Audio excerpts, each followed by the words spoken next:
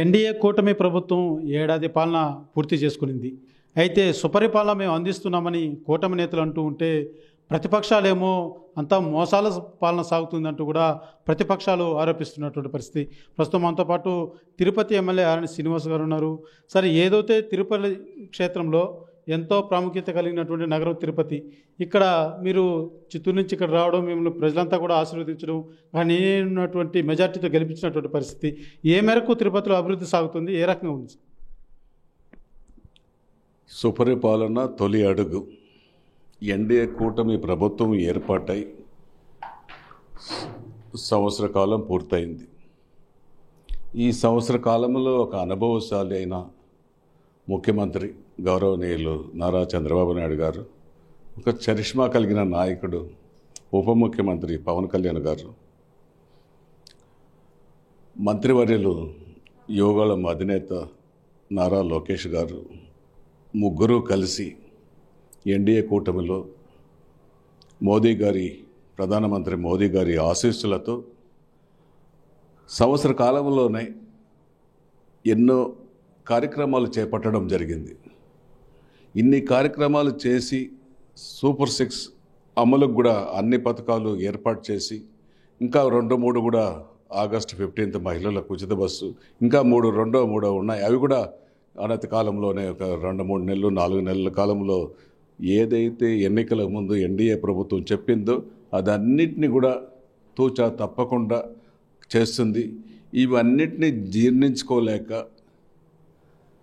గత 5 ఏళ్ళు పరిపాలించిన వైఎస్ఆర్ కాంగ్రెస్ పార్టీ ముఖ్యమంత్రి వైఎస్ జగన్ రెడ్డి గారు కానీ, అదేవిధంగా వారి సపరివారం నాయకులు, కేడరు అందరూ కూడా జీర్ణించుకోలేని పరిస్థితిలో అవుతుంది. వాళ్ళు 5 ఏళ్ళు ప్రభుత్వాన్ని దోచుకు తిన్నారు.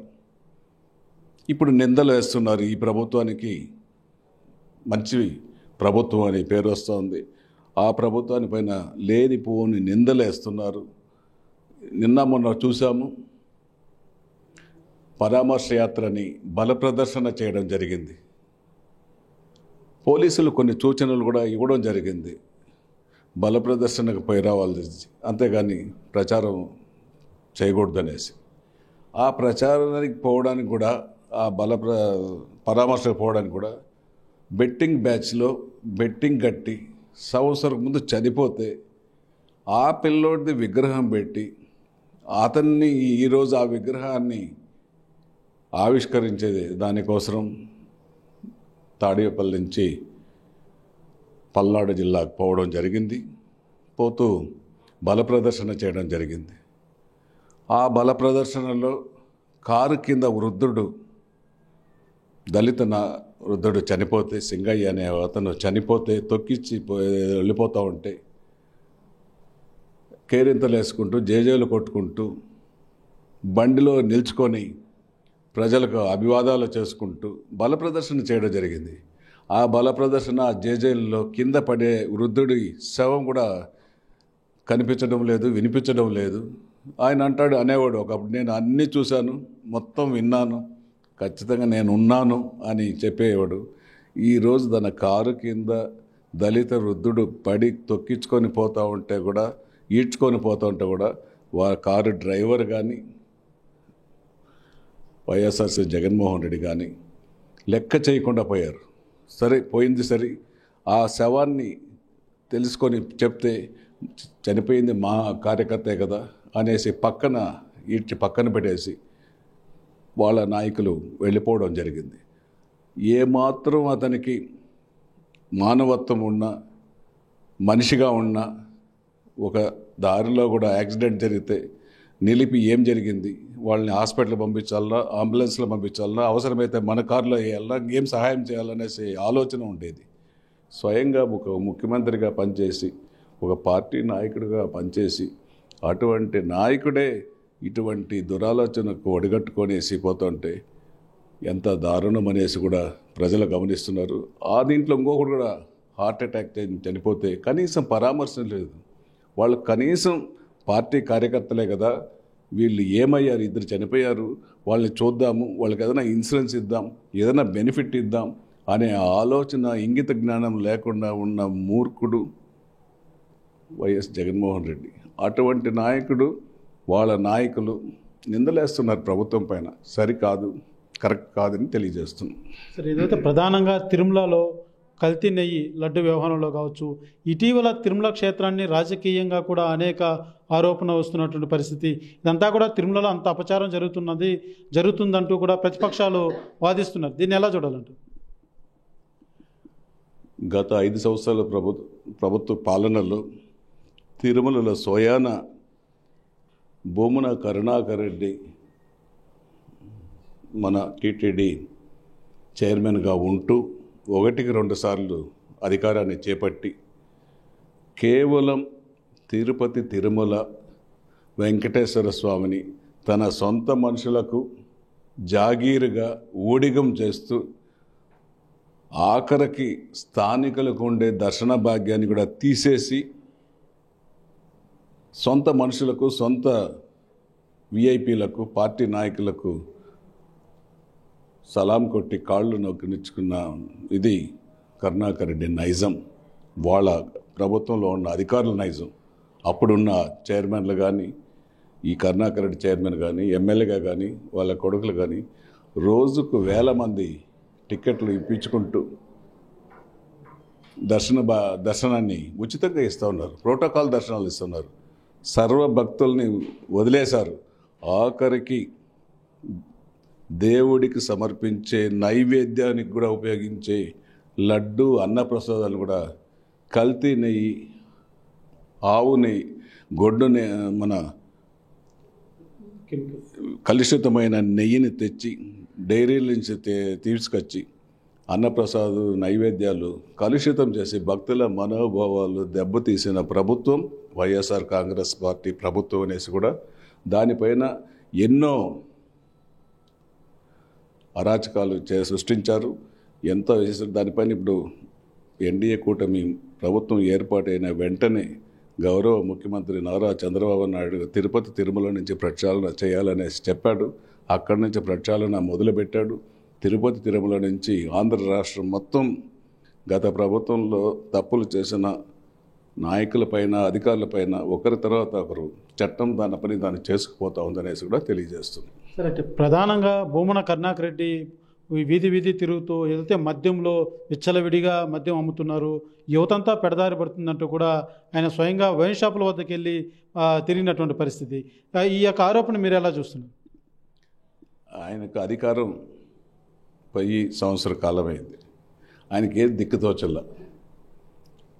ఆయన పరిస్థితి ఇంకా నెక్స్ట్ మెంటల్ హాస్పిటల్లో చేర్పించాల్సి వస్తుందో ఏమో అనేసి తిరుపతి ప్రజలు అనుకుంటున్నారు. నేను కాదు అనుకునేది, తిరుపతి ప్రజలు అనుకుంటున్నారు.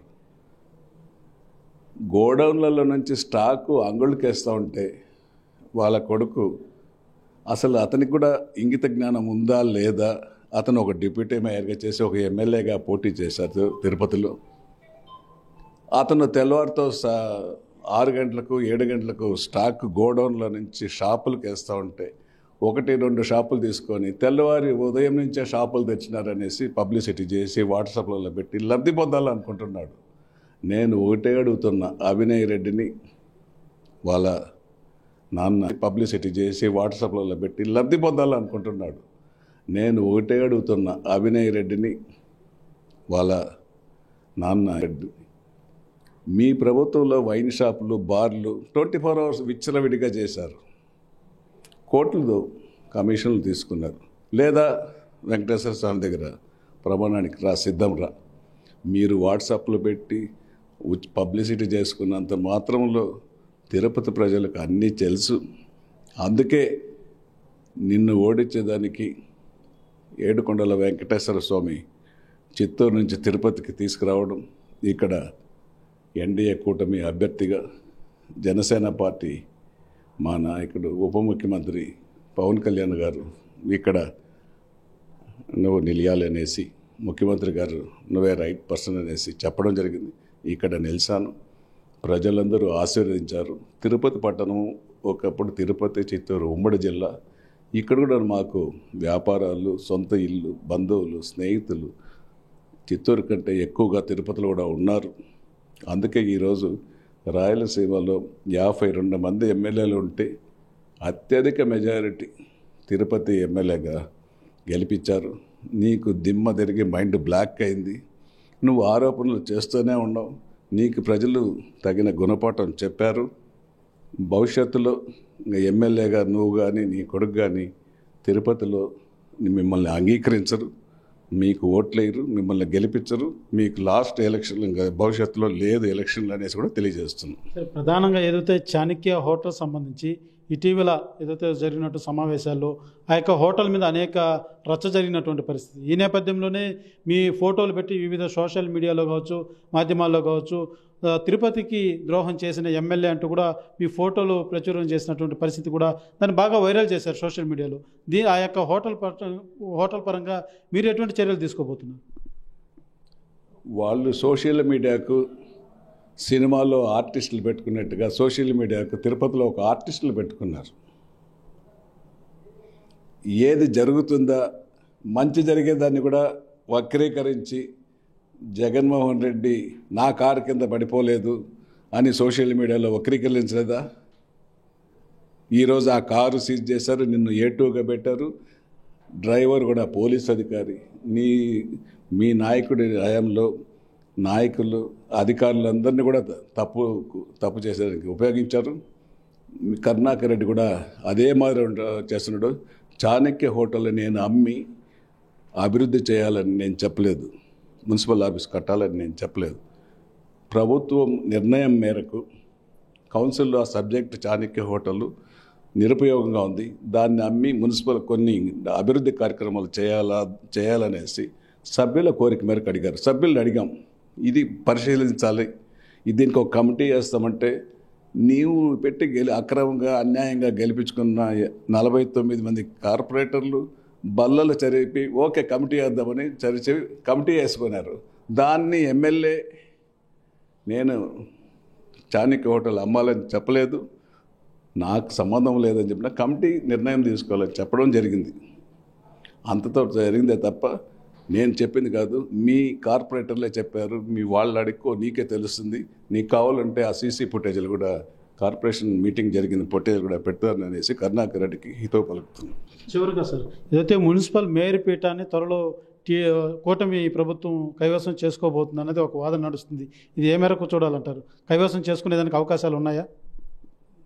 నేను ఇందాక చెప్పాను, తిరుపతి మున్సిపల్ ఎన్నికలు కాదు, ఏ ఎన్నికలు వచ్చినా, మున్సిపల్ ఎన్నికలు అయితేనేమి, జనరల్ ఎలక్షన్లు అయితేనేమి, ఏ ఎన్నికలు వచ్చినా మీ కరుణాకర్ రెడ్డి అండ్ ఫ్యామిలీకి తిరుపతి ప్రజలు అంగీకరించరు. మీరు దేవుడిని నల్లరాయి అనేసి, వెంకటేశ్వర స్వామిని నల్లరాయి అనేసి నువ్వు చెప్పడం జరిగింది. తిరుపతి ప్రజలు అవన్నీ గుర్తుపెట్టుకున్నారు, నీకు తగిన గుణపాఠం చెప్పారు. భవిష్యత్తులో ఏ ఎన్నికల్లో కూడా నీకు పుట్టగతులు ఉండవనేసి కూడా తెలియజేస్తున్నాం. చూస్తున్న ఏదైతే ఎన్డీఏ కూటమి ప్రభుత్వం ఏడాదిగా ఎంతో సుపరిపాలన అందిస్తుంది, లేనిపోని రాజకీయం చేస్తున్నారు. వాళ్ళకు ఒక సంవత్సరానికి ఏం చేయను దిక్కుదోచిన పరిస్థితులు, వాళ్ళని ఎవరూ కూడా ప్రజలు ఆదరించడం లేదన్న అక్రోస్తోనే ఈ యొక్క ప్రభుత్వం మీద లేనిపోని అబండాలు మోపుతున్నారంటూ కూడా అన్ని శ్రీనివాస్ తెలియజేస్తున్నటువంటి పరిస్థితి. కెమెరామెన్ కోటితో సురేష్, RTV, తిరుపతి. ఇండియా పాకిస్తాన్ తాజా అప్డేట్స్ కోసం డౌన్లోడ్ చేసుకోండి RTV లైవ్ యాప్.